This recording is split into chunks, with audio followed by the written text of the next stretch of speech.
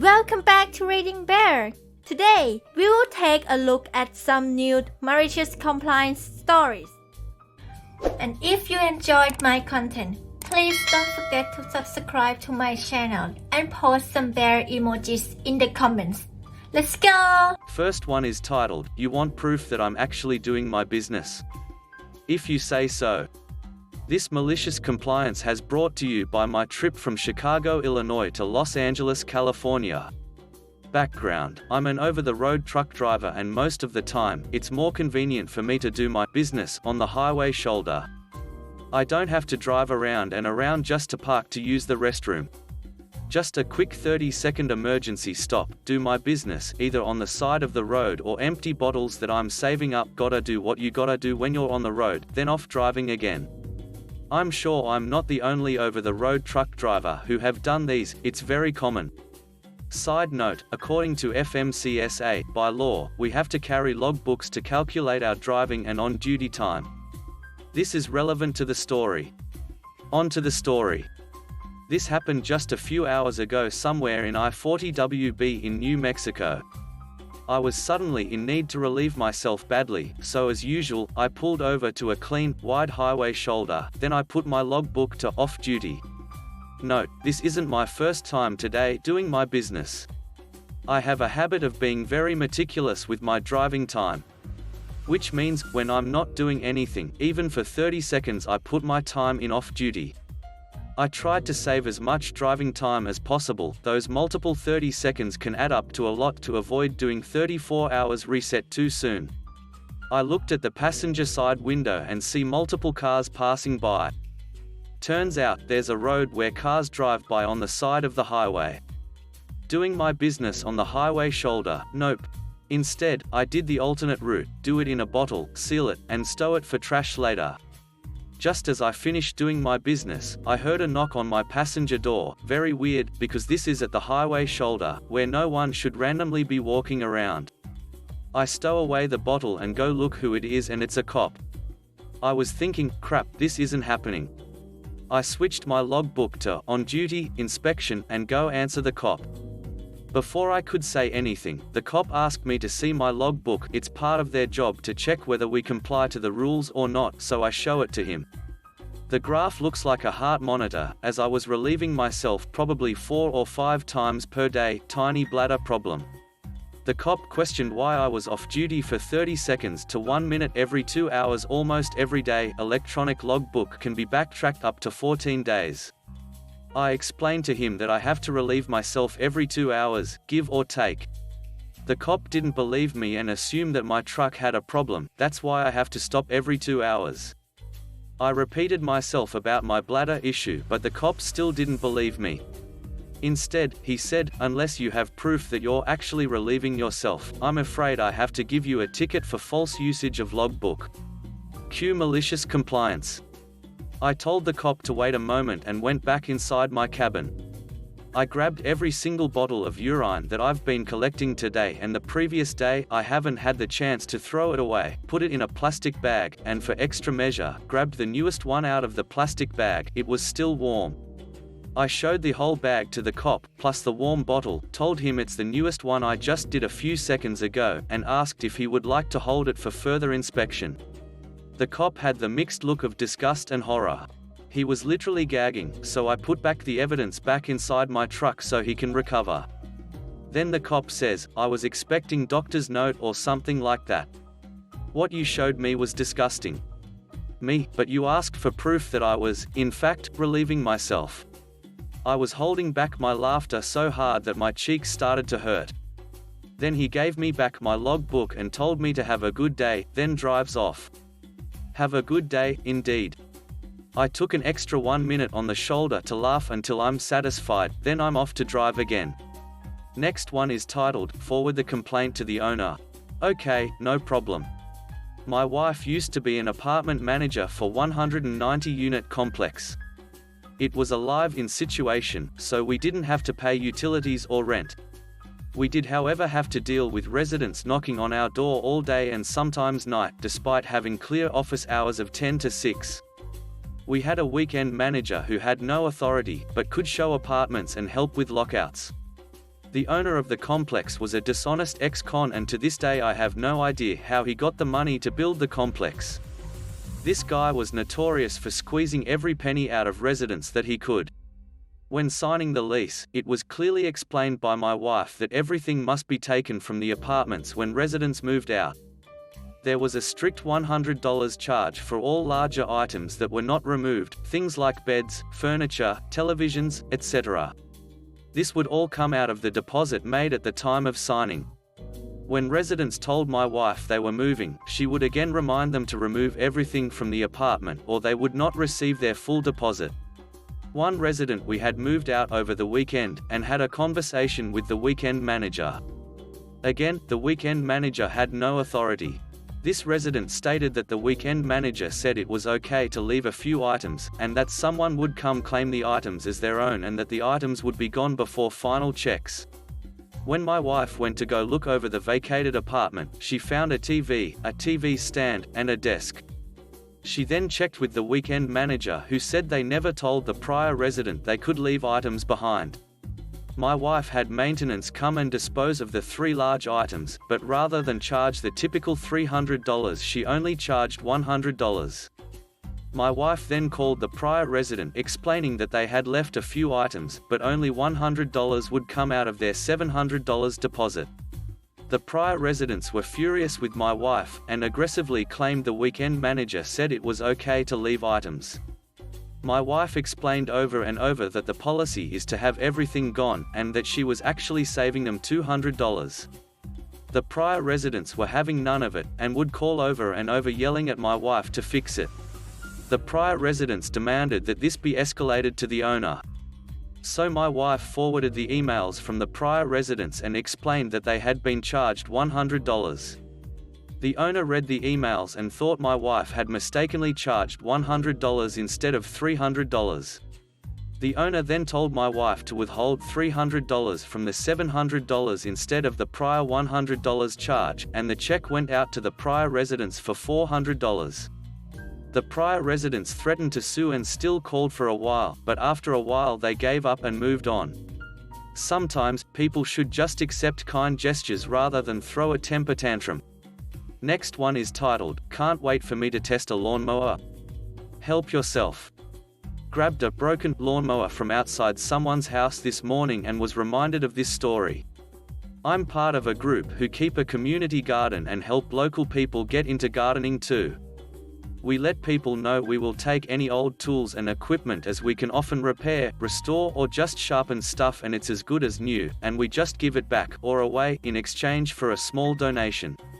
It's not uncommon to see mowers, trimmers etc. outside houses in the summer for the scrap man, and we always snag them. Easily 75% of the electrical stuff we get, maybe even as much as 90%, just needs a fuse or a new plug and it's good to go. You leave electrical gear in a damp garage all winter and it'll need some attention, but people just chuck it out.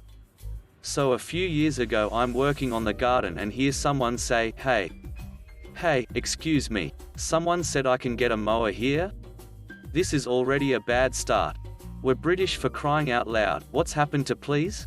And thank you. And sorry? It was a guy who looked like what I can only describe as a big posh sod, and as I started into my normal spiel about welcome to our garden, he cut me off and asked where he could get a lawnmower, as someone said he could get a free one here. No problem, maybe he's some weirdo who doesn't want to hear about how the broad beans are doing well this year. We actually had 2 lawnmowers that had been dropped off that weekend, a little hover mower that I had already fixed, rewired plug, and a massive, overworked model with adjustable cutting lengths, automatic compressing grass box, etc. I hadn't touched it because 1, they're massively complicated, and 2, they're expensive, so no one gives them to us unless they're completely out of warranty, ducked. I told the guy he could take the small one, but the other was probably broken, but he looked it up on his phone and decided he wanted it. He tried it, it started, he took it, done. Glad to see the back of it. An hour later, my phone rings. Hi, I got your number from your website. I picked up a lawnmower about an hour ago, but it only runs for a few minutes and cuts out. Can I bring it back? Ah, sorry mate. I literally just got rid of a knackered one of those, I really don't want another. Sorry, I can't help. Click. Next one is titled, Stop Waking Up at 6, okay then. When I was a kid, probably 7 to 12, I'd routinely wake up at 5 to 6 in the morning with no alarm, perfectly rested, and decide I'd just go play some RuneScape before school. I was homeschooled at the time, so I had a good couple hours before I was supposed to start. For some reason my mum had a problem with this. She had a lot of problems with a lot of things, but that's another rant for my therapist. So naturally she decides to tell me that I can't wake up at 6 anymore. So I thought, as you probably do, that she was being stupid, but of course not being brave enough to tell her so, went into my bedroom and set my alarm for 6:01 instead. When she woke up the next day and found me on the computer, she of course started screaming at me. I waited patiently for her to stop, and then proudly announced that I had not disobeyed her, I had woken up at 6:01 instead. My victory was short-lived, as I then got my butt beat and was grounded. I never was allowed to wake up early again, and of course am now a lazy adult who would rather sleep as much as possible. Edit, I woke up without an alarm when I was really little, but then started sleeping more and set an alarm because I genuinely enjoyed waking up early. I made it sound weird. Also, it wasn't because I played video games. It was solely the waking up part. Never had issues with school because of it, was never tired.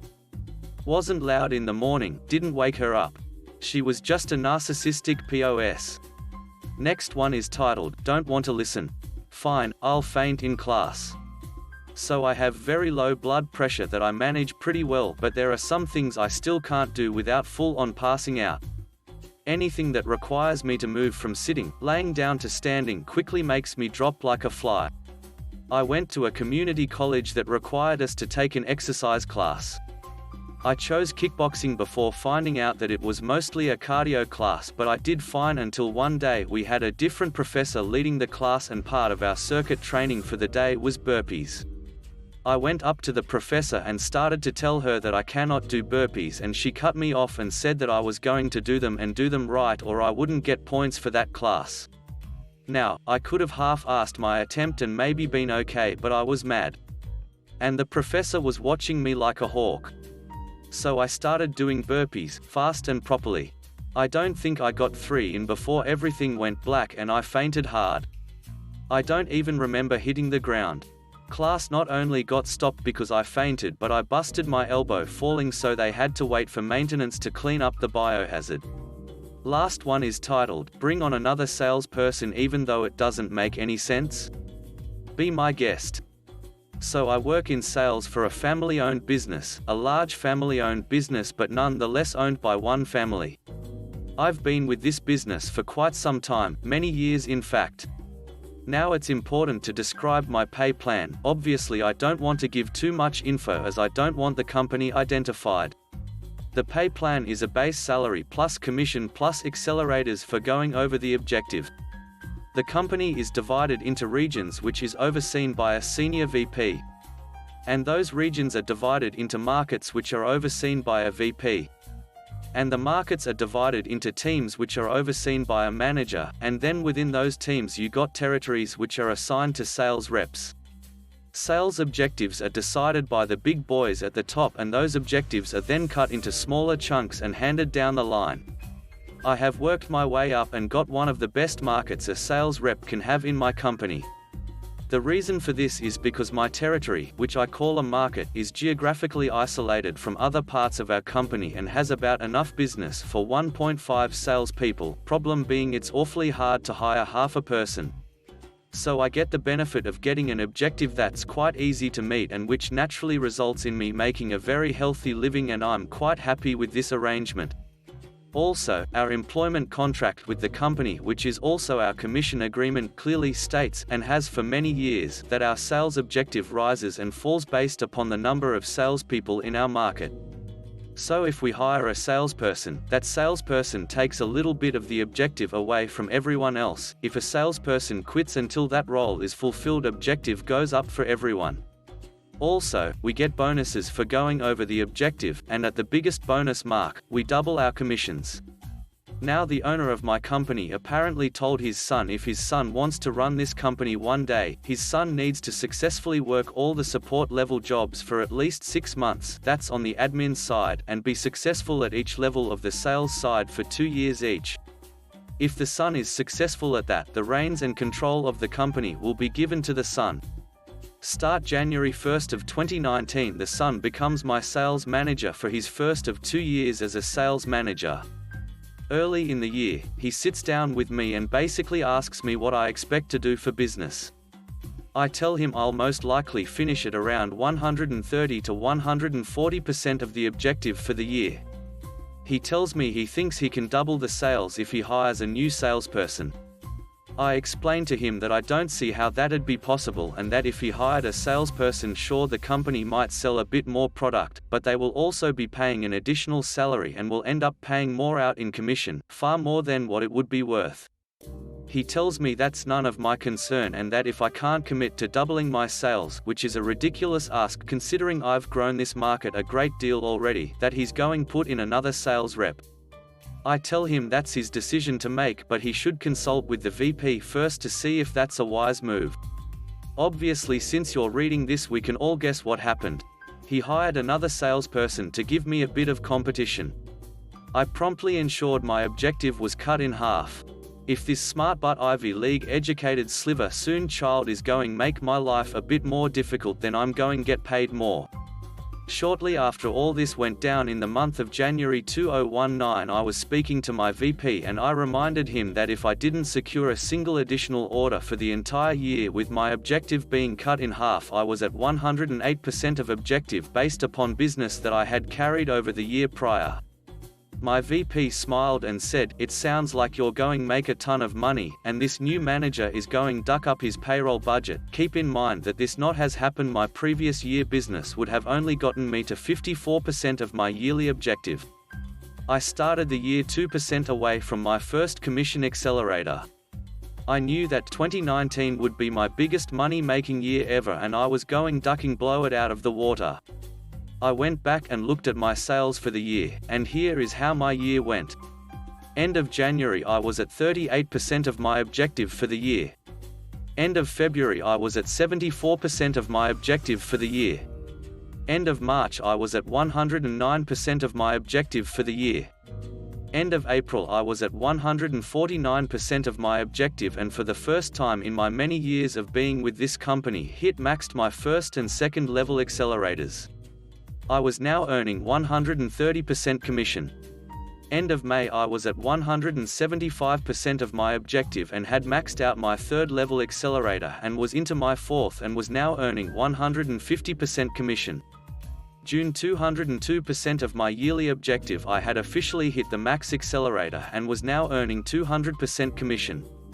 For the rest of the year, this was going to be the case. June was also my mid-year view. To my surprise, the owner attended my mid-year review and it was all positive. I was doing a fantastic job and there was a lot of talk about how much I was earning, and would earn. To which the owner said, "I've never seen a sales rep get to 200% commission as fast as you." I smiled and said, "I know, it's a great year." He asked me, "How do you think my son is doing as a manager?" Now, to be fair, I was very experienced and very rarely needed my sales manager, and the son had been doing the job that he was supposed to be doing, and I smiled and said, "Your son is the best thing to ever happen to me. I've never made so much money with this company, I love it." The owner smirked and said, "I'm sure you are very happy with him," and I was giving a good review. Later on, in a private conversation with my VP admitted that the owner was ducking furious because our region's payroll budget was going to be blown out of the water because of not only the decision his son made in regards to my market but other markets as well. And that sales overall hadn't increased as much as the cost of payroll had increased. And for the first time in our company history, there was a good chance our market would actually end up with a net loss of profit due to the increased cost of payroll. Apparently the son had increased the size of all teams under his control, with the thought being, more salespeople, more sales, but didn't factor in the cost. Back to my sales. July, 218%. I went on vacation, kinda regret this, should've cancelled that vacation and sold more. August 241%, September 274%, October 301%, November 319%, December 331%. The year was over. In total I had sold about 17% more than what I had expected. The extra money was a motivator for me and I had banked a ton more money. Let's just say I no longer have a mortgage payment cause of 2019. I did lose some business to the new rep, who really struggled. So here we sit in January of 2020. I now have a new sales manager. For some reason the son isn't in charge anymore. Wonder why? The sales rep that we had hired to compete against me was actually a very good sales rep, but he didn't make what he wanted and we transferred him to another market. And apparently we let go of a lot of the excess hires, or old employees had quit, and we are back down to the same amount of salespeople as we had started 2019 with. My objective is back to where it was in 2018 and I expect to make significantly less than I did in 2019, but it is what it is. The rumor is the son is not working in any official capacity with the business and the owner, his dad, is debating the next step for his son. And yes, our region for the first time in our company history posted an overall loss after everything was said and done, and it's been attributed to the increase in payroll costs due to veteran sales reps benefiting from a lower objective due to the increased sales staff. I did send an email to the son's company email address. It was returned saying that email is no longer in service. Thanks for listening.